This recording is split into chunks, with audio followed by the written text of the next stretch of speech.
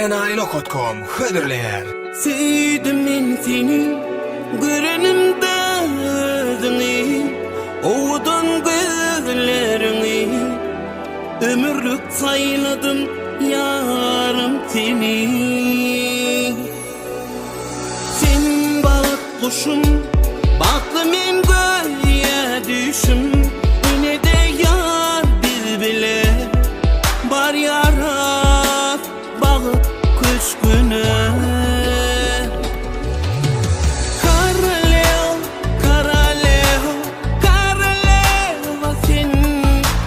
Düşlerimde, kuşlarımda, ardımda sen, alilvan güller içine karış yarının, sen yarım ve padar, ardulanın sen. Uana yönedine, kalan şirin sedine, bak yoluna bir bile, gül düşeyin.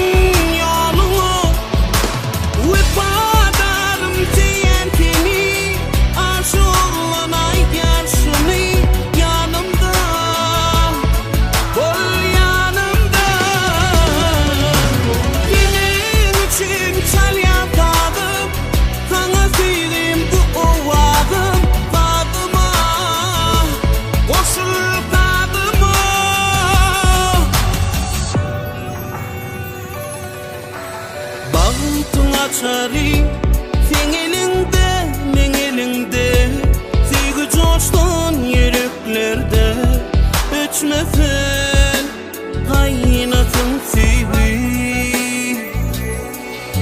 Aldı güllerim, uzatmana kollarım, koşu yıllı, koşu kana, bolulu bir bile sevgi.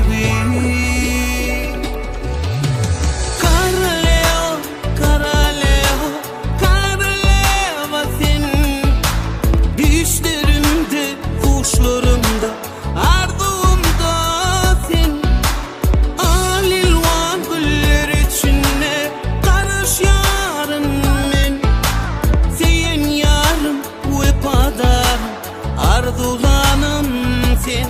Uana yönedine, kalan şirin sedine, bak yoluna bir bile, gül düşeyin.